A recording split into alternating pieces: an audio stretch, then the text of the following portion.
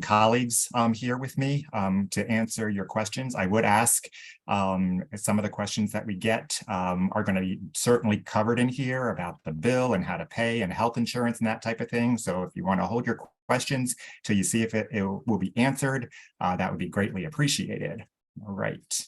So AU Central is the one-stop student service center. We handle student accounts, registration, and veteran services.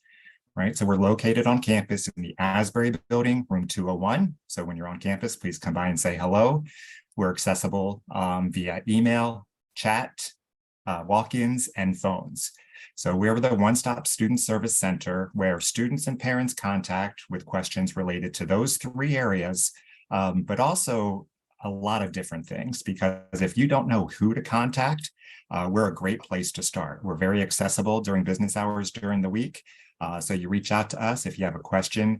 A lot of the information that you may have questions about is going to impact your student bill. So if you have a question about housing or dining or your classes or something like that, if we don't know the answer to it, we can put you in touch with who does. All right. So we have a great team of cross-trained student services counselors who are able to assist you with your questions. Right. Okay. So first off, I'd like to say we understand that your role here is to be a student. So we want to make this process, all the administrative things that you have to do as being a student, as smooth as possible. All right. So, but there is stuff that needs to be done. There's stuff that needs to be done by the student. There's stuff that can be done by the parent. So I'm going to go over today the tuition due date, how you can pay, how parents and guardians would be able to access the bill, very important, and talk about the health insurance process, health insurance enrollment and waiver process. And again, there's our email address, AUCentral@American, very accessible. If you're not sure, is this something that AU Central handles? You can reach out to us. We'll connect you with someone who can answer your question if we cannot. All right. First off, I'd just like to put a little plug in and hope that you all are following along the new student checklist that has been put together. You as an admitted student have access when you log in to a personalized new student checklist that tells you what you need to do by month relating to registration, your AU ID card, the one card, signing up for housing and dining, waiving health insurance, all of that is listed on the student checklist. Parents can also access this new student checklist. They don't need to log in to do that. They can just follow along and see what needs to be done each month to make sure that you're staying on top of everything that needs to be done. All right, let's talk about the billing timeline, since I understand that that's probably on top of mind for many of you. So a bill is generated for students once they register for classes. And you can see that, the student can see it by logging onto their portal, myau.american.edu, and go into Eagle Service, right? So we asked all of our campus partners to make sure that the bill was as complete as possible by July 1st, right? So that means housing was posted, meal plans were posted, any financial aid. We asked everyone, if you're doing anything that impacts the bill, have that complete by July 1st. And then the Student Accounts Office sent out an email on July 5th notifying students that their bill was complete and available to view online. Right, so that happened. If you registered already, you would have received that email on July 5th. Again, this is not the bill that we're sending you. This is just an email telling you you can go and look at your bill online, which is accessible 24 hours a day. So you can look at your bill at any time. Okay, I'll talk in a moment how parents and guardians can access that bill. When you do log into the billing statement, you'll see that the fall bill is due on August 1st. So one of the most important things that I want people to understand from this webinar today is that August 1st is a soft deadline. We only have about a little over a week before August 1st is here, but the university does not assess any late fees or penalties until mid-September for all of our students. We want to make sure that everyone has ample opportunity to finalize their financial aid, to apply for loans, to access money from their 529 plans, which I'll talk about, or to sign up for a monthly payment plan, which I'll also talk about. Okay, so that is the one exception to the soft deadline. If you have already signed up for a monthly payment plan, then you have committed to paying the balance due, the installment at the first of every month. All right. So you may have already signed up for a payment plan. There's still payment plan options available. Okay. So that's so if you look at the bill online, because we don't mail paper bills, after August 1st, it's going to show as overdue, and it's going to turn red, which I understand is alarming to some people, especially as you're coming to the university new for the first time, but understand that that's just how our system is. There's going to be no late fees or penalties assessed. Your student will be able to attend classes, check into the residence hall, use the dining hall, all of that, while you work to finalize your payment options. All right, so as a parent or guardian who may be interested in also receiving this billing information, there's an important step that the student has to take.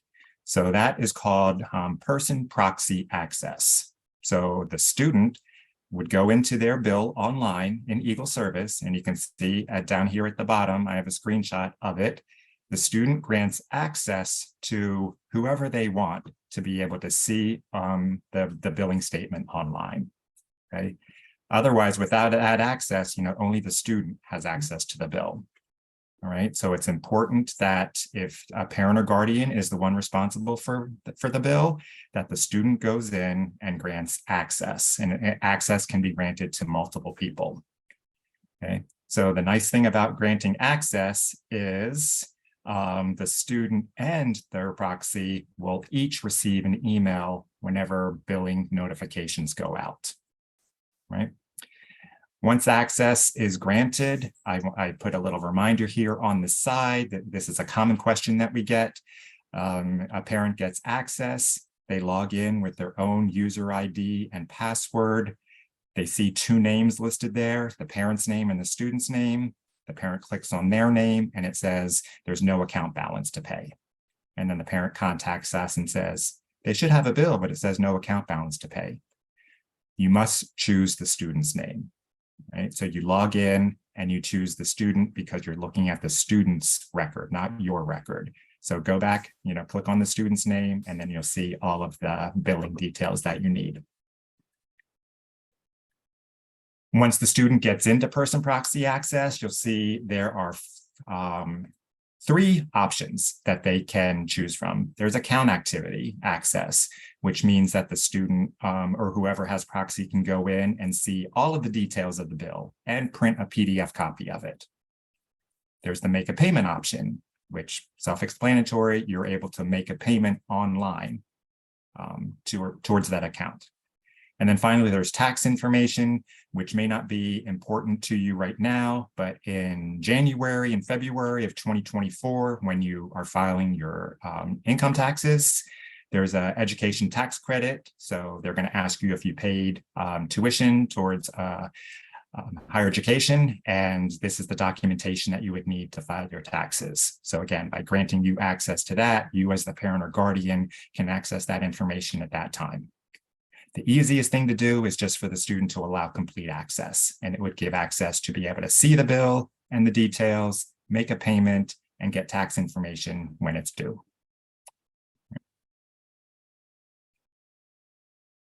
All right, let's talk about payment options. We take paper checks. When you look at the bill online, you can mail a paper check to the office, or you can drop it off at AU Central. Make the check payable to American University with making sure that the student's name and AUID are on the check. You can mail it to the address of the university, attention student accounts, or you can bring it into AU Central. That's the slowest option, right? But it's still an option. We will send that to our student accounts office and they will post it to the account. With proxy access, the proxy or the student can pay online via electronic check by entering the account number and routing number of the account that you wish to pay from. and transferring the money to the student account. Okay, so either the student or the proxy can pay that online. And finally, we do take credit cards. We take Visa, MasterCard, and Discover. I want to caution you that there is a 2.8% processing fee. So 2.8% of the balance that you are paying that will be assessed. So with large payments, that's going to be a hefty fee there. So be mindful of that. If you want to pay on credit card because you're trying to get points or rewards on your credit card, balance that with the processing fee that you will have to pay. And finally, if you are paying with a debit card online, our system is going to think that's a credit card, and it's still going to charge you that 2.8% processing fee. So if you do have a credit card, you want to get the account number and routing number for that debit card account and enter it in as if it was an e-check, and then there'll be no fee assessed. Other payment options. All right, so I mentioned 529 and prepaid college savings plans. We work with all of them. There are hundreds of them, right? So that if you are accessing money from a 529 or prepaid college savings account, first thing you want to do is contact your provider and see what they need in order for you to access those funds. Some schools, some 529 plans will send the money directly to the parent. Some will send money to the school. Some will require a billing statement from the school. Some of them can send the money electronically to the school. So whatever it is that you need, you can contact AU Central and we will help facilitate that for you. Okay. So again, if you're paying money from a 529 plan, that's not necessarily going to be here by August 1st. So that's fine to deduct the amount you expect to pay from the 529 in order to see what you would have to pay on August 1st, or just wait until that money actually posts, as long as it arrives before mid-September, right? What I don't want to see people doing is paying anything on their student account that is going to be reimbursed at a later date from another source, right? Another common question we get, I'm worried about the August 1st deadline. Should I just go ahead and pay it and then I can get reimbursed when the 529 money comes in or when my health insurance waiver goes through? No, you don't need to do that. Deduct what you think you'll pay after everything is settled and pay that. It's much easier than paying more and then having to reimburse you. AU Central processes veterans benefits. We have a veterans benefits team in our office that will certify what your eligibility is for those funds. Those funds do not arrive until after the start of the semester. So if you are a veteran or a dependent of a veteran, you want to make sure that you're working with our team about what benefits you may be bringing to the university. And again, subtract those anticipated benefits from the student account in order to determine what might be due by August 1st. And finally, outside scholarships. Many of our students have outside scholarships from churches, synagogues, place of employment, their school. That's great. If there's anything that you need from the school in order to access those funds, oftentimes they will need a proof that you're a student here, a proof of enrollment. Contact AU Central and we'll provide that for you so that you can send it to the scholarship provider for them to send us those funds. And again, those funds are traditionally not going to be here by August 1st. Subtract that anticipated scholarship amount from your bill if it's not here yet. All right, payment plans. So we have several payment plans where the fall balance can be split into 5, 4, 3, and 2 monthly plans, right?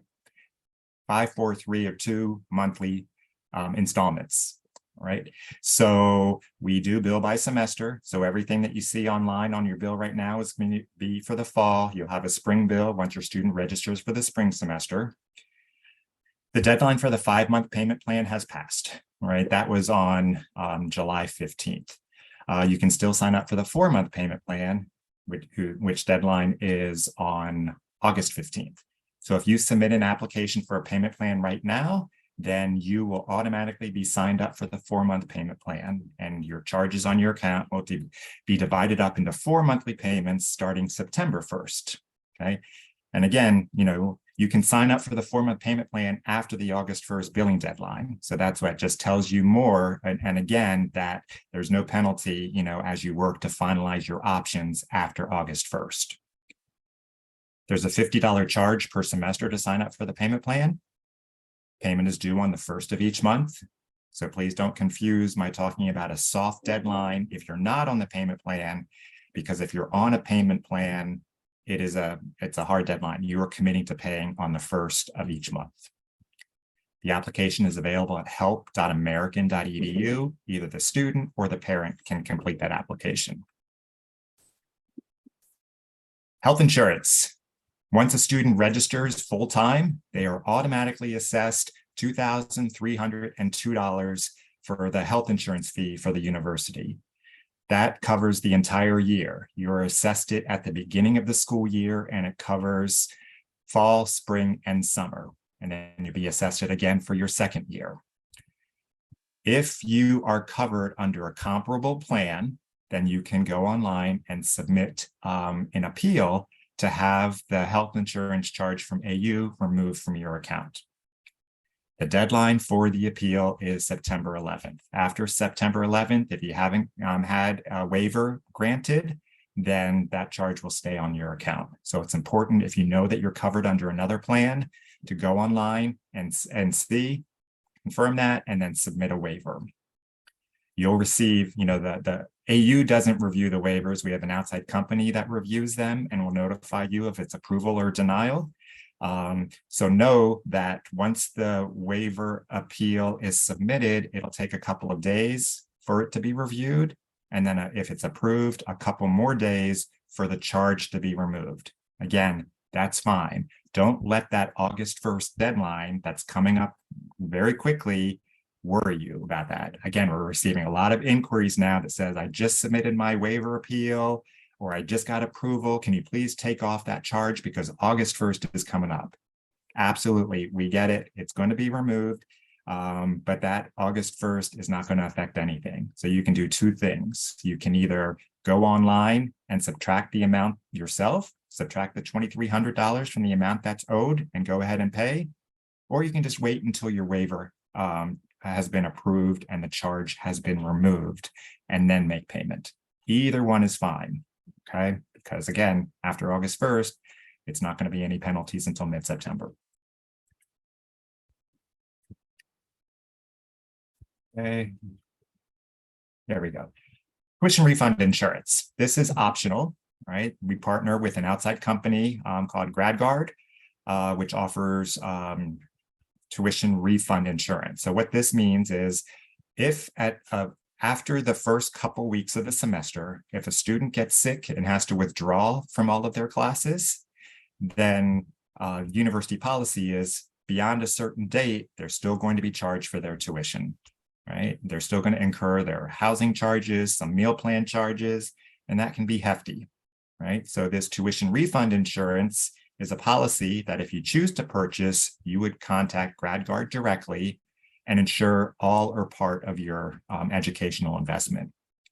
The cost is about $100 for every $10,000 worth of coverage, but it's really well worth it because we don't know what's going to happen to our kids, right? If they get mono or have to withdraw, and having a tuition refund insurance policy in place would just mean that you don't have to worry about the financial aspect, of withdrawing from classes.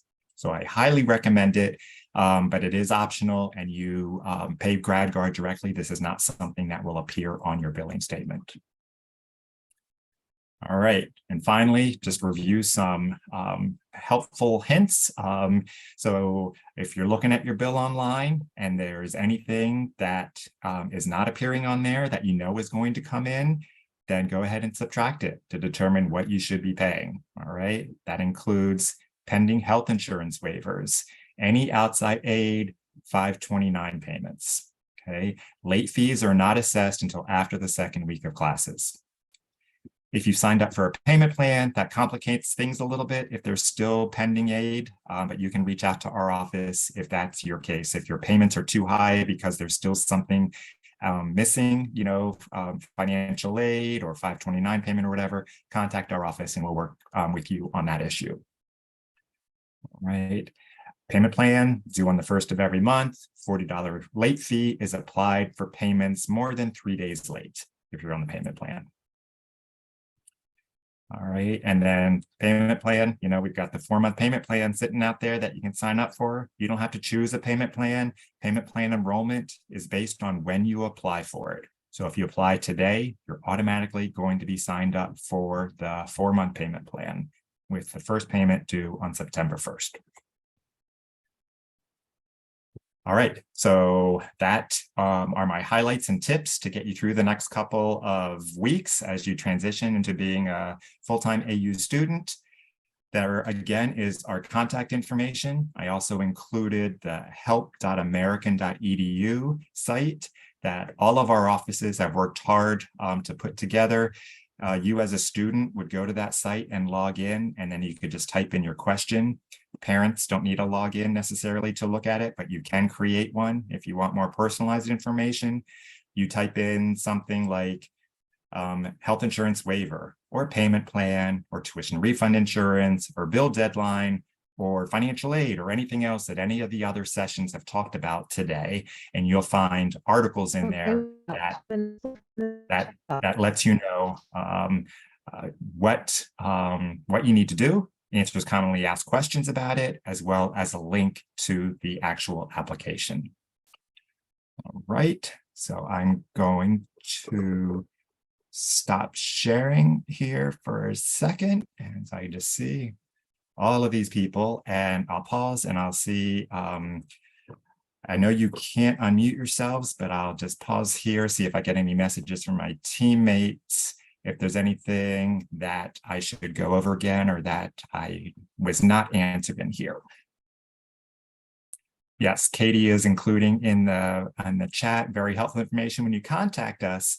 Like, please make sure that you put your student's name and AUID. If you just reply to a billing email that was sent to you from the office, we have no way of knowing that because we don't include the student's name and AUID in our communications.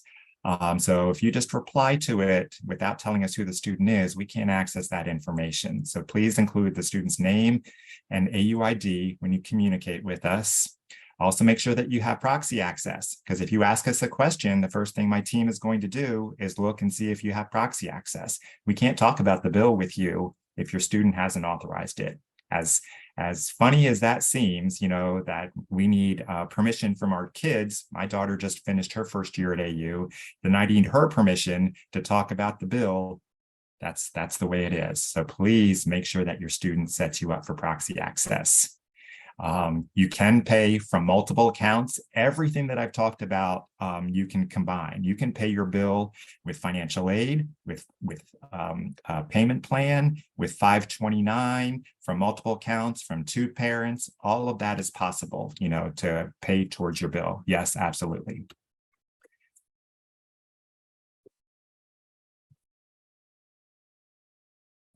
Right, so Katie has posted the waiver for health insurance.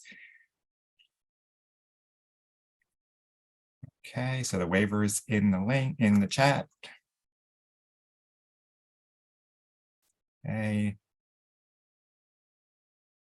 Question about Medicaid being covered. So that's something that we are aware of and we'll work with you on that. If you are currently covered under Medicaid, depending on what state, we have some options that we can give you for that. The payment plan will be showing on the bill. Once you sign up for the payment plan, you will see it on the bill.